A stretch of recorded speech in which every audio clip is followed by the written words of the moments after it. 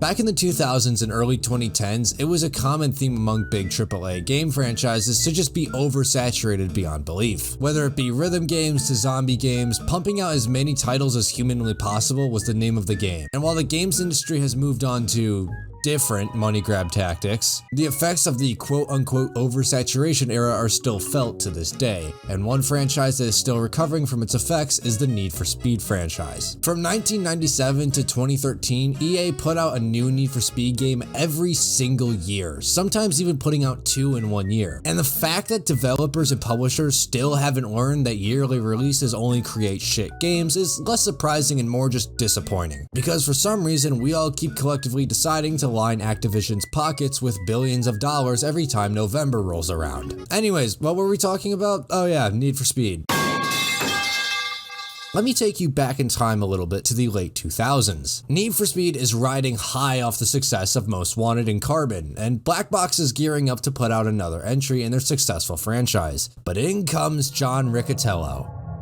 If you're wondering why EA is the shit show that it is today, it's this fucker's fault. I swear, his ass must have been jealous of the shit that was coming out of his mouth. And as it turns out, not only is he a moron, but he's also a terrible person. So, as the at the time CEO of Electronic Arts, he decided to basically split Black Box in half, which in theory would help alleviate stress with the yearly development cycle. Or he could have just, let them have 2 years to develop a game that would have done way better. But then again, John Riccitiello. The two teams at Black Box ended up putting out 2 games over the span of 2 years, one of them being Need for Speed Undercover in 2008, a game that is unanimous for being not good. Which is fitting since Ricky over here hyped the game up to no end and ended up shit-talking the prior release in the 2-year time frame that came out in 2007 and was developed by the other half of Black Box, Need for Speed Prostreet.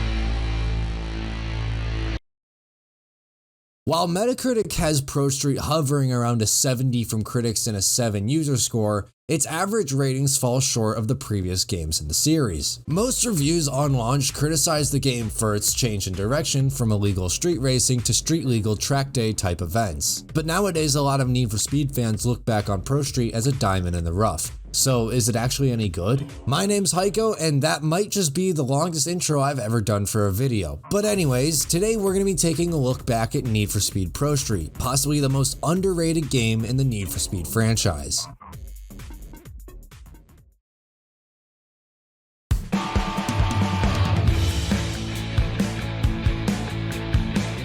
Like I said before, Need for Speed Prostreet was developed by the B team at Black Box. Development began in early 2006 with just a small team of 20 people from the Most Wanted Dev team, but eventually the team grew to over 100 people by 2007, and the game shipped in November of that year. While the previous handful of games in the series focused on illegal street racing, Prostreet, like the name suggests, switches focuses over to professional street racing, taking place at track day-like events. Think something like Grid Life for a real-world comparison. This change was pretty jarring at first and prompted some criticism among initial reviews. But honestly, and I might get some shit for saying this, I kinda like it. I think Black Box made a good decision with the change. Okay, hear me out. What other racing game exists that is like Prostreet? Yeah, you have other track racers, sim and arcade, but those focus on squeaky clean professional racing. No other racing game, past or present, is like Prostreet. To this day, we've yet to see another racing game take a chance at the more grassroots level of professional racing, and it kinda makes sense for Need for Speed. See, the previous releases of Carbon, Most Wanted, and the Underground games focused a lot more on building cheap tuner cars instead of high-end sports cars. And with Prostreet, Blackbox keeps up that tradition, but shifts over to using those tuner cars at regulated track day events. All in all, I think the switch over to street legal racing, while maintaining that gritty street racing Need for Speed atmosphere and aesthetic, of which I'll talk about in a bit, was a great decision, and it created a unique racing game that I'm surprised no one's tried to replicate since. Abrupt transitions are abrupt. Hey, real quick, I'll keep this brief because I hate it when YouTubers interrupt videos, and I'd hate it even more when they ask you to subscribe to their channel, so I'm not going to do that. But if you already happen to be subscribed to my channel and you want to know when new videos go up, make sure you turn on notifications for the channel because YouTube doesn't automatically do that. You can also just keep an eye on the community tab where I occasionally post updates about video progress.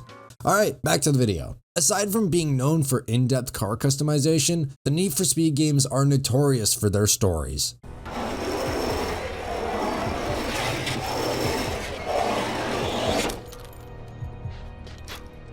Nice pinstripe. It's become a common theme for the writing of Need for Speed games to just be so exaggerated and goofy at times that it's hard to take seriously. And this all kicked off with Most Wanted. Whether the writers tried to make a serious story about street racing, or they just said fuck it and went ahead and made an over-the-top shit show, it doesn't really matter, cause it's dumb, and I love it. Ever since Most Wanted, pretty much every mainline Need for Speed has had a cheesy melodramatic story. Granted that it has a story, but of those mainline games, Prostreet's story is kind of an outlier. So here's the rundown. In Need for Speed Prostreet, you play as Ryan Cooper, who is supposedly the protagonist from the prior Need for Speed games. It's never confirmed, but there's so much evidence pointing toward it, like dialogue from previous games, and the fact that it's confirmed that Cooper used to be a successful street racer, who's now trying his hand on the legal circuit. The story follows Cooper's climb through the ranks of professional street racing around the world in an effort to overthrow the Showdown King, Ryo Watanabe. It's a pretty simple story, but it's effective in conveying why you're here and what you need to do, giving you a motivation to go after Ryo not because he stole your car or anything, but just because he's a massive prick. Like, oh yeah, check it out. There's Ryan Cooper in that green S13. He's been on fire today. That dude's definitely a battle machine prospect. I don't know about this Cooper guy. He never would have cut it back in the day. They must have really lowered the standards this year. It's awful. It's all fucking awful! Alright, let's get to the thing that most people notice and talk about when it comes to Prostreet. Its atmosphere. Listen, if you don't want to hear some bird gush about why a piece of concrete makes this game about cars better than the other game about cars, and you just want to hear how the game actually plays, skip to this timestamp. Alright, let's talk about paint. The art style of Need for Speed Prostreet is very heavily influenced by street art and graffiti. The second you boot into the game, you're met with this screen. The top-down view of a broken and cracked sheet of asphalt, the game's logo spray painted onto the ground, the graffiti lining the edges of the screen flashing in and out. Everything here sets up the exact atmosphere and vibes of the whole game, and it's perfect. The design of the menus, or more specifically the backgrounds of the menus, are filled with cracked graffiti-covered walls, damaged pavement, and flashing icons as you change through the menus. There are subtle design cues everywhere in this game, like for example how the garage has faint stripes flowing over your car resembling an air tunnel. The career map is a menu you'll be spending a lot of time in with Prostreet, and its design is probably the most unique I've ever seen for a glorified mission select. Each street art styled logo is a different race day you can compete in, all eventually leading to the Prostreet crown composed of 5 kings. Aside from the funky looking paint, the actual atmosphere at race day events is perfect. I know Forza Horizon claims to be the racing game focused around a music festival type atmosphere, but as someone who's been to both music festivals and car meets, I can firmly say that Prostreet hits the nail directly on the head with its race days. People just standing around looking at cars and taking photos, billboards and advertisements everywhere, fucking balloons. It all just works. Throughout the course of the game, you'll cycle through 11 different locations all over the world, ranging from an abandoned airfield in Chicago to a closed down section of the Autobahn. All of these locations carry with them a handful of circuits and a unique design that never gets old even after the 10+ hour runtime of the game, or in my case, 6 fucking playthroughs. The race days are set up by one of 3 organizations, each with their own styles. Battle Machine with their militaristic theming, React's professional sponsors in vibrant colors, and Super Promotions, personality. There are also 4 other organizations, Noisebomb, Nitrocide, G-Effect, and Rogue Speed, who are all exclusive to their respective kings and their racing disciplines. And the final cherry on top for the game's atmosphere is the announcer. There's 2 of them, one for the Euro races and one for the event stateside, and both of them never shut the fuck up about Ryan Cooper. All in all, Need for Speed Prostreet has one of the best vibes in gaming with its unique use of street art.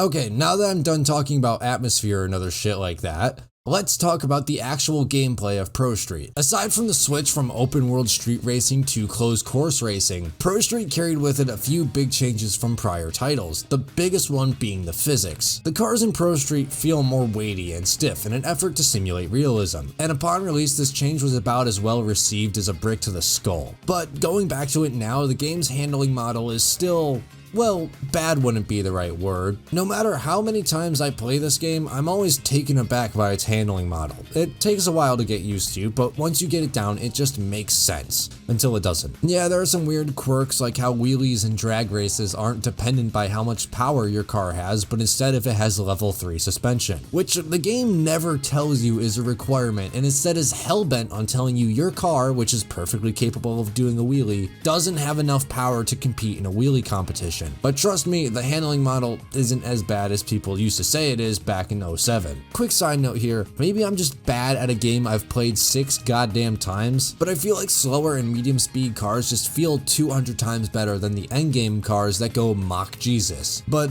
hey, maybe that's just me. Prostreet's career takes somewhere in the ballpark of 10 hours to complete, depending on what your definition of complete is. Your main goal is to work your way up through the ranks of professional street racing in order to become the new showdown king. There are also 4 other kings you can go after as well, each representing one of the game's disciplines of racing: grip, drag, drift, and speed challenges. Alright, you know, those are all great and all, but let me talk about speed challenges. Fucking speed challenges. It genuinely amazes me that not a single Need for Speed game has brought these back yet. The premise is, take a long road with lots of elevation and width changes and go upwards of 200 miles an hour without ever letting off the throttle. This mode has brought with it some of the most fun and hell I've ever experienced in a racing game, and I'd kill to have it back in Need for Speed. A new feature that Prostreet came with was a new damage system. This allowed for your car to get fucked up, really fucked up, and beyond fucked up. You'd have to spend either cash or markers repairing your car, but it never feels like you're forking over too much to keep your car moving. The AI you'll be racing against isn't terrible. It would be nice to have a difficulty selector that actually changes the difficulty of the AI instead of just changing your driver assist, because early on it can be pretty easy to just fly through the first few race days with no sweat. Side note, the AI can total too, and you'll become all too familiar with this happening once you get to the speed challenges near the end of the game. Or even worse, the absolute joke of a king that is Nate Denver. I'm not sure how they managed to come up with the brilliant idea of giving the Speed King one of the slowest cars in the game. It's like calling something the defender of the universe and then having it repeatedly get its shit rocked. Wait a minute. The selection of cars at hand for you to thrash around has always been of one of Need for Speed's strong points, and it's no different in Prostreet. The design of the preset and AI cars is, and I know I said I was done talking about this, but cut me some slack, perfect for the game's atmosphere. Seeing everyone rock up to race days in their budget piss missiles that are held together by duct tape and a dream is awesome. I just wish we could keep the preset liveries on some of these cars once you go to modify them. So help me God if I have to use this game's garbage livery maker one more goddamn time. Speaking of modifying cars, I'm starting to sound like a broken record at this point with the it's a common thing for old Need for Speed games, but I mean, come on. Underground, Most Wanted, Need for Speed is known for its customization and car mods. And unlike some games, Prostreet continues that tradition. Alright, what's left on the shit to mention list? I played the Xbox 360 version of the game, and while there is a PC port with mods to make it better in almost every way, the console version is fine, aside from some frame rate issues. Graphics wise, yes, I'm talking about the graphics at the end of the video instead of at the start like usual, because I just have to be different. The game looks pretty good for being released at the start of the life cycle of the 7th generation of consoles. Listen, you don't have to agree with me. Hell, I don't even expect people to, care about a racing game from 2007. But nostalgia is a hell of a drug, and I'll be damned if I don't talk about the funny car game with bright flashing colors from my childhood. Need for Speed Prostreet usually gets overlooked a lot for the more popular titles, but it really is a diamond in the rough. After Prostreet, the Need for Speed franchise would go on to see multiple dumpster fires released under its name. But Prostreet held out as an underrated gem that was the last bastion as an amazing classic Need for Speed.